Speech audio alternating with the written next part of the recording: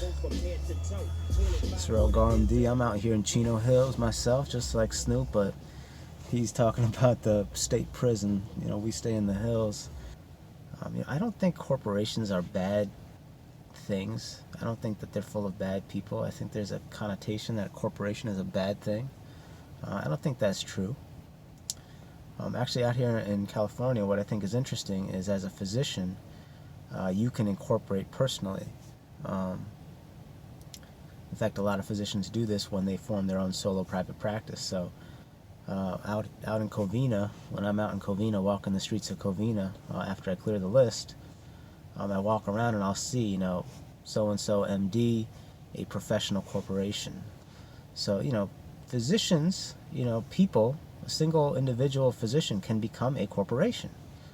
Corporation is not a bad thing. A corporation, really what it means to me, and what I'm understanding it as, is it's a business vehicle that allows you to save a little bit of money on taxes. It allows you to limit some liability, although as a physician you can never limit your malpractice liability, because the malpractice is levied on the person and not the corporation. But it allows you to limit some business, some liability, some asset liability, and it allows you to limit some of your tax liability, and it allows you to practice medicine through a corporation, through an entity that is not directly yourself.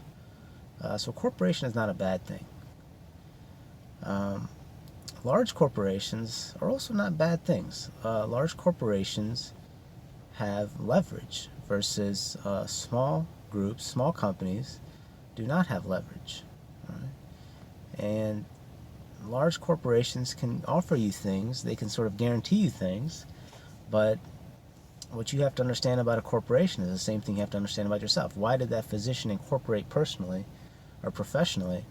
They incorporated because they wanted to generate a profit. And you have to understand, when you're working for a large corporation, you are going to be working so that they can generate a profit. And that's just something that you have to understand. You can get offered a contract, and it'll be a reasonable contract, but reasonable in the sense that your ability to generate professional fees as a physician will be used for the benefit of the corporation. And as long as you understand that, then you can work in that environment. But you have to understand that they are trying to make a profit on your professional fees. Are they going to pay you some amount of that? Yeah, they will. And in fact, they'll be able to guarantee you that the amount that you work, the units that you create, you'll be able to make a amount on the units that you create, which is a guarantee that a lot of times a smaller company may not make you, because they don't have the leverage to create that guarantee. That being said, you could work less hard in terms of less units working for a smaller company and create more revenue for yourself. But it's always a gamble. There's no guarantee.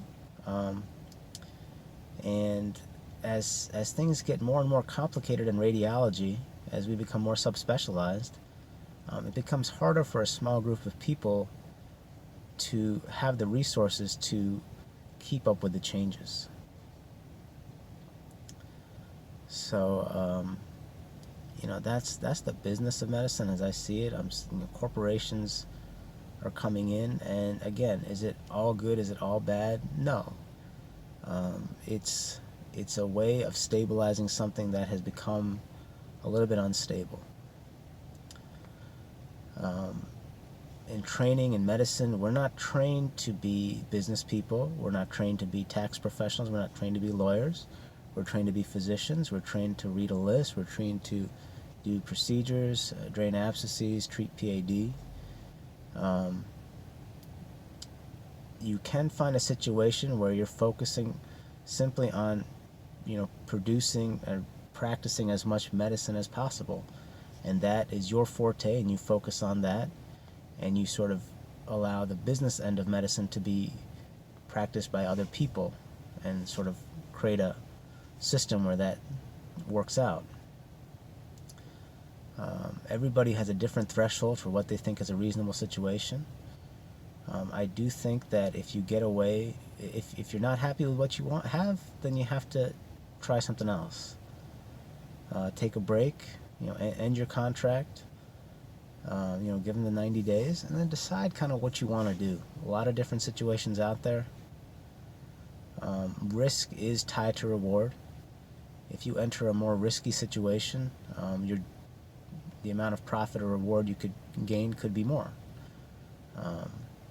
People that have families, people that have mortgages, they may not be willing to take on that level of risk, and that's kind of where we have other employment arrangements. Anyways, I guess I'm sort of running on here. These are some of the things I'm thinking about. I've got a list of things to do, and today looks like a good day to start cracking down on some of it. So I'm going to get to that. Struggle RMD.